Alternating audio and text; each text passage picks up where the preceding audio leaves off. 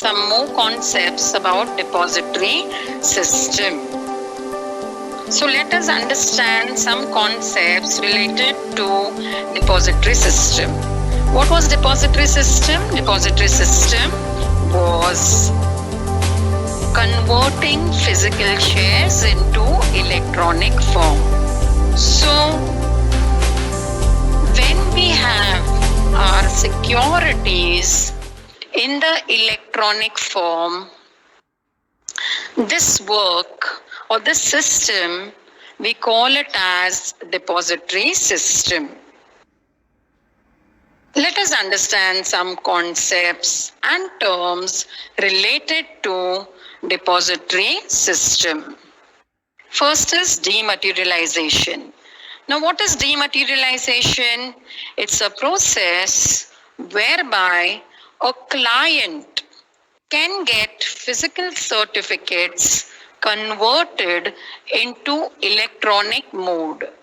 The client has to surrender the certificates along with the DMAT request form, also known as DRF in short. Now, the person having the securities is the client. He appoints or gets associated with depository participant. Depository participant is the agent of depository, and depository will instruct the depository participant to give a form called as DMAT request form. The DMAT request form is to be filled by the client and submit it to the depository participants. So what does the depository participant then do? The depository participant forwards these to the depository, who in turn forwards it to the issuer. After confirmation from the issuer, the depository will credit the securities in the DMAT account with DP. So the client fills up the DMAT request form, hands it over to the depository participant. The depository participant informs the depository that so and so person is interested to convert his share certificate into electronic form in DMAT form. So the client has to open a DMAT account with the help of depository participant. The depository checks the form, verifies the details of the client, and informs the company then that so and so person, so and so client has bought the shares of your company to dematerialize, that is to convert the physical shares into electronic shares or electronic form. So issuer company will give a green signal to the depository, and once that information is received with the depository will credit the securities. He will convert the physical shares into electronic shares and credit it in the DMAT account of the client with depository participant. Now, let us understand what is rematerialization. What is rematerialization? It is reverse of dematerialization. Electronic shares are converted into physical shares. So rematerialization is converting the electronic into physical form. So it's a process whereby client gets his electronic holdings of securities converted into physical certificates. The client has to give a written request in the form of REMAT request form to the depository participant. The depository participant forwards the REMAT request form to the issuer depository, and the company. Okay, so the issuer and the depository, that is the issuer company and the depository, both get copies of the remat request form from the depository participant. So here in rematerialization, electronic securities are converted into physical securities. Okay, it is a reverse process of dematerialization. Now let us understand further.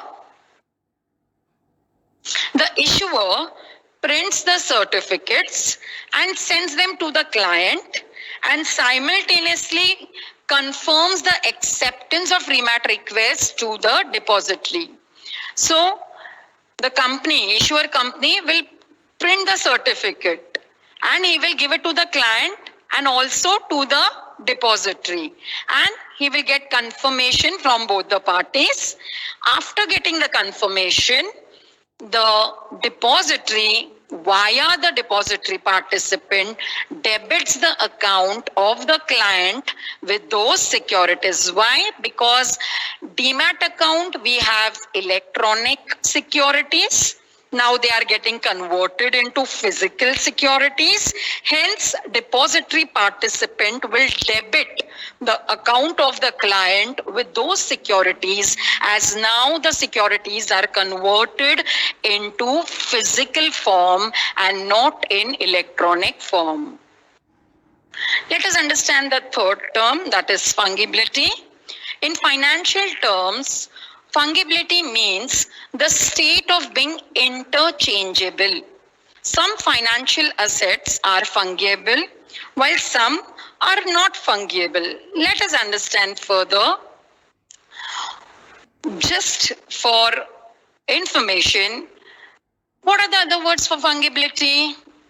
The other word says exchangeability, interchangeability, interchangeableness.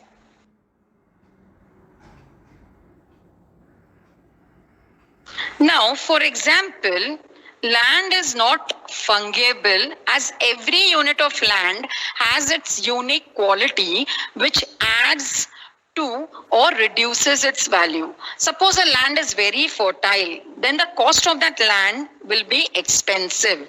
And if a certain land is barren, then the cost of that land will be less. So we cannot say land is fungible. Now, another example, if we talk about currency note, it is fungible, as there is no difference between the two currency notes of the same value.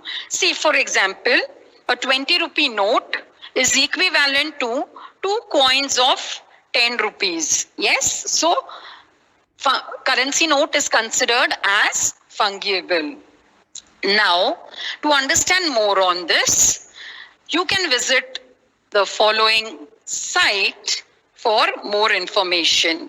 After the lecture, I will give this site in the Q&A section. Now, let us understand further. Similarly, securities issued by the same company of the same class have same value, no matter who owns them. The securities held in demat and electronic form are fungible. Now, they can be interchangeable. For example, if there are cumulative preference shares or if there are convertible debentures, if another person also buys convertible debentures or cumulative preference shares, then they can be exchanged, right? Because they are of same class and have same value.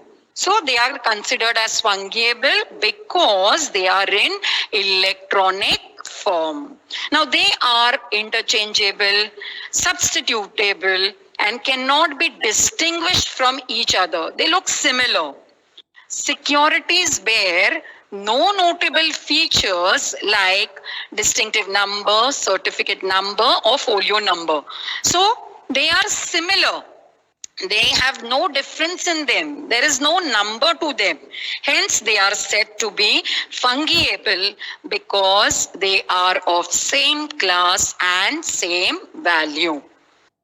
Let us understand further the ISIN number. Now, Regarding concepts related to depository system, we learnt about three concepts, that is dematerialization, rematerialization and fungibility. Now let us understand about International Securities Identification Number. Now this is also a new term. We need to understand the following criteria for the same. It is a code that uniquely identifies a specific securities issue. Now, ISIN in any country are allotted by that country's national numbering agency. Okay, ISIN is a standard numbering system which is accepted globally. So any security that gets an ISIN number, it is globally accepted. It is globally accepted. The International Organization of Standardization, you all know about it, ISO, currently defines ISIN structure. So let us understand the structure of ISIN. In India, issuing ISIN to securities is assigned by SEBI. Please underline this. In India, who gives this ISIN number? SEBI to NSDL for dematted shares. And SEBI works as a national numbering agency in India, and it gives the number to the securities. Now for government securities, allotment of ISIN is done by the RBI. Okay, so remember this, for government securities it is RBI, and for other securities in India it is assigned by SEBI. Now ISIN consists of a 12-digit alphanumeric code which is divided in three parts. Okay, you can see the first two part tells us the prefix of the country. Then there are characters and numbers. The number is a base number. Then the first letter identifies the region. Then the base number tells us the issuer company. And the last number tells us about which type of security it is. And the last digit is also called as verifying digit. I will be putting a YouTube video of this also. Now, the company has to apply for ISIN for its securities with documents like prospectus. Remember, this number is very, very important. Any security which needs to be traded on the stock exchange need to have an identity, and that identity is given by ISIN number. Okay, so here it is a 12-character long alphanumeric code. If you count, it is 12, and it has an ID number. Now these parts are a prefix, a basic number, and a check digit. Okay, and the 2-digit country code is given by ISO 6166, which is in India IN. So for our securities, it will begin with IN. Any security from our country, it will begin from IN. And the basic number is made up of 9 alphanumeric digits or alphabets. The check digit is at the end of ISIN and is completed to check the validity of the ISIN number.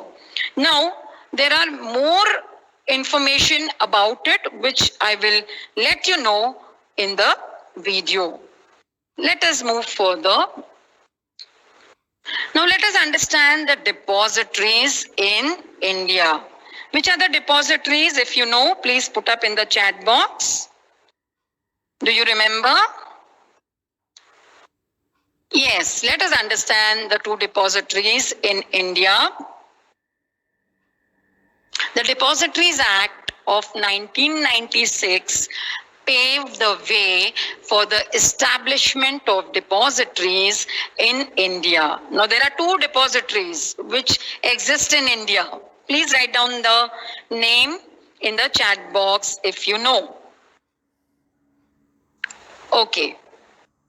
I hope you have answered. Let us see. Yes, NSDL and CDSL. Yes, we have done this in our previous class. We discussed about NSDL and CDSL, and assignment was given to you about CDSL regarding the CIN number. So I hope you have kept it ready. Soon you have to submit it. I will give you the details at the end of the lecture. Now let us understand what is NSDL. NSDL is National Security Depository Limited. It is the first and the largest depository in India, established in November 1996. So please underline these words. First, largest depository, and it was established when? November 1996.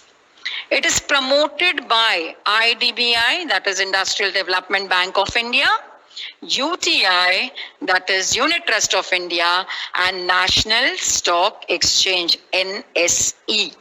Okay, so who takes care of NSDL? IDBI, UTI, and NSE. Okay, they promote National Security Depository Limited. Okay, they take care of NSDL working. Now, let us understand more about NSDL. NSDL has its headquarters in Mumbai. Please underline. NSDL is a public limited company registered under the Companies Act. It also provides various services to the investors. This is what is very important. What does NSDL do? It provides various services to the investors and other players in the capital market like stock exchange, banks, issuers, clearing members, etc.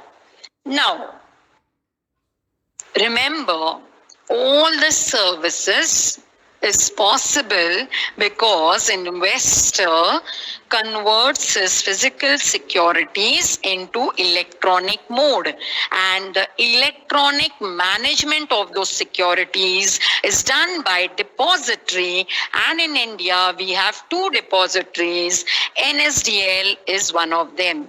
So you need to learn the services that NSDL provides. Okay, let us see the different services that it gives.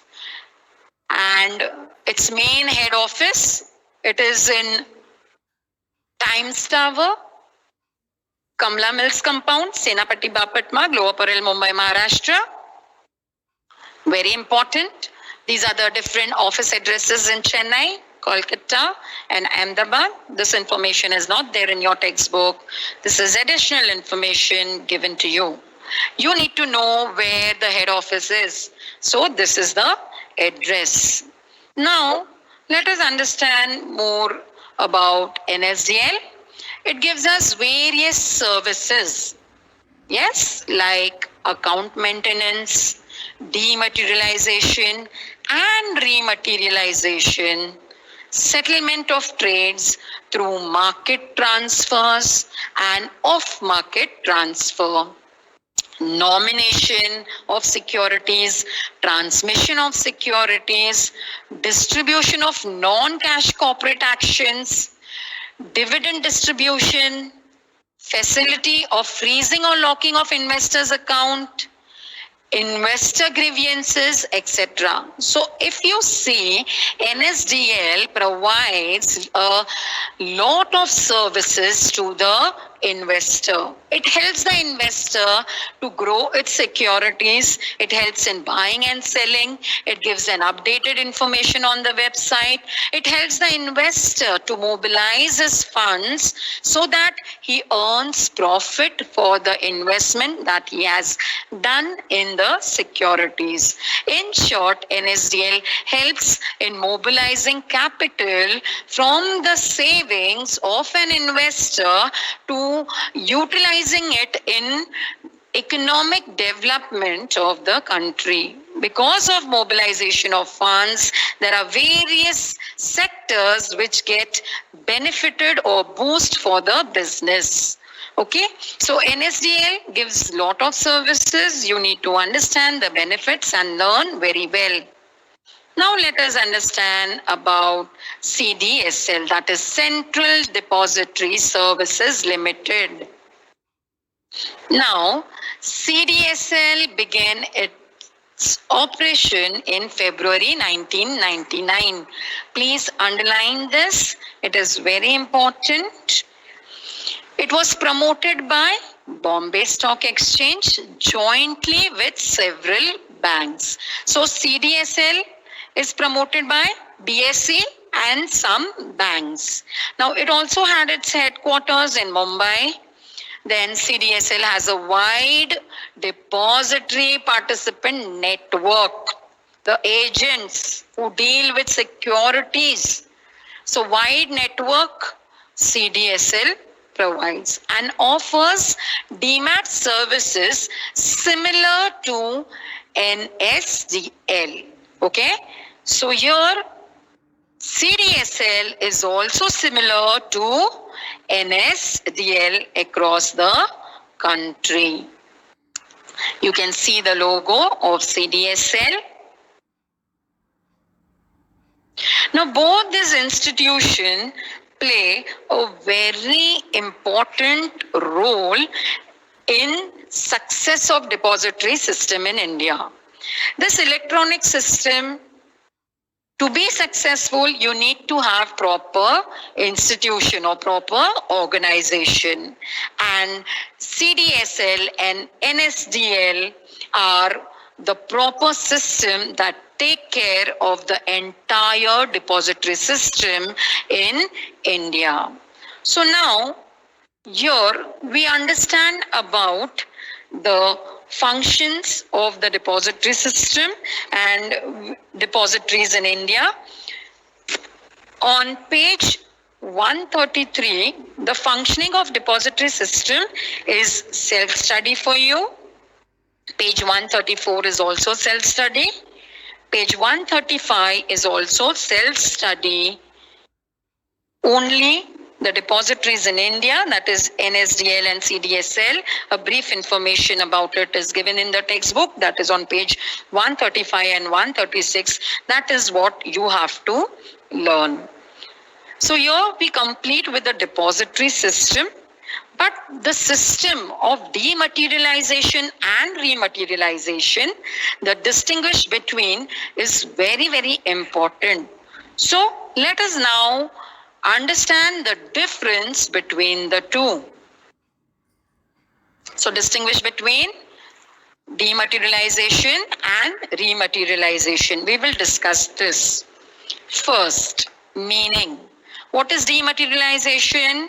It is the process of converting physical certificates of securities into electronic form. Reverse is rematerialization. It is a process of conversion of electronic form of securities into physical form. So if you remember one, you will remember the other. Yes? Dematerialize, demat, material, dematerial, like that you need to remember. So dematerialization, physical securities converted into electronic form. Rematerial, it means electronic securities into physical form. Okay. Now let us see the next point, conversion. Here the paper form of securities is converted into digitally, electronically held securities. So paper form is converted into digital form, okay, electronic form. Now in rematerialization, electronic records are converted into physical or paper form. Reverse, again the reverse. Now use of the form. It uses DRF, that is dematerialization request form, from investor to the depository participant. And in rematerialization, it uses rematerialization request form, that is RRF, from the investor to the depository participant. Here we have DRF, here we have RRF. Don't write MRF, okay? Now, let us see the sequence. This is an initial process. Yes, this is the first process, right? The shareholder or the investor has the physical form of securities. So it is the primary and principal function of the depository to convert the physical securities into electronic form. Whereas rematerialization, it is a reverse process. It is a secondary and supporting function of depository. Already dematted securities are rematted. So in rematerialization, the securities are first dematerialized and then they can be converted into rematerialization. So it's a reverse process. Okay. Now, the next points, identification of securities. In dematerialization, dematted securities have no distinctive number. They are fungible. Whereas in rematerialization, rematted securities will have certificate and distinctive numbers as they are issued by the company. So a record of them is maintained in the register also. The company keeps a record of this in the register. So it is very, very important that once they are rematted, now this is possible only on request of the investor, okay, not otherwise. Next, Securities Maintenance Authority. The depository is the custodian of securities and records. So who takes care of the securities? The depository. Which are the two depositories? NSDL and CDSL. In rematerialization, the issuing company is the record keeping authority. I told you in the above point that they need to maintain it in the register. The register has to be maintained because now they are again in physical form. So the record keeping authority is also the issuing company, the joint stock company who issues securities. So that company is the record keeping authority. Now securities are maintained by the investor. The investor will keep the physical document in his cupboard or in his locker. So the documents are kept by the investor, but the record of those documents is with the company in the company's register. Okay? Whereas here the records and securities are both with the depositories. Next point, difficulty of process. Demat is an easy process.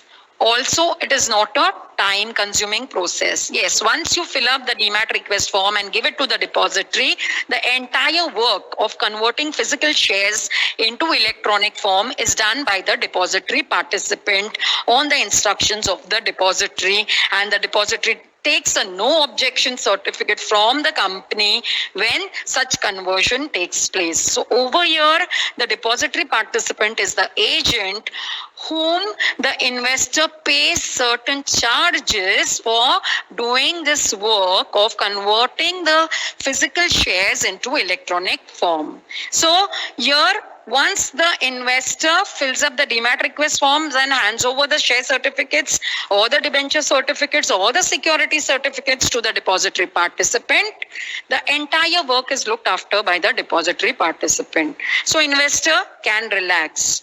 So demat is an easy process, whereas rematerialization, remat is not only a time consuming but also a complex process. Why? Because here the investor will inform the depository participant, tell him that he wants back his securities into physical form. Again, remat request form is to be filled up. Then again, the depository participant need to inform the depository. The depository will check entire details of the securities with the issuer company. It will verify. The issuer company will clear the information to the depository regarding the investor, and when everything is genuine and okay, then only the securities can be again reconverted into physical form. So remat is a complex process. Okay, now just note over here that these two processes are diametric opposites of each other. Remat reverses the results of demat. Okay, it reverses the results of demat. So here we complete this chapter. You need to write all the objectives in the textbook